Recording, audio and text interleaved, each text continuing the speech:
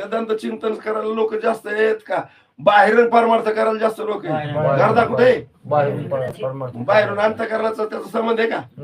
अंतःकरण कळतं का? आणि तिथं काही संबंध बी नाही. देवाला पाणी घालायचे, फुलं घालायचे, येडे घालायचे. लोकांना वाटतं हे काय त्याला तर द्या. परमार्थ बाहेरच्या अंगानं नसतो. परमार्थ खरा अंतरंगातच असतो. देवाला तेव्हाच माणूस कळत असतो अंतरंगानं केलेल्या परमार्थातला त्याचाच देव रस घेत असतो. अंतरीची घेतो गोडी पाहे जोडी भावाची.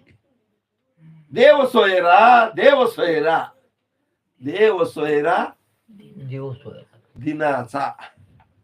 महाराज म्हणले तो देव काय करतो माहितीये का? दिनाचा सोयरा आहे, पण तो काय घेतो?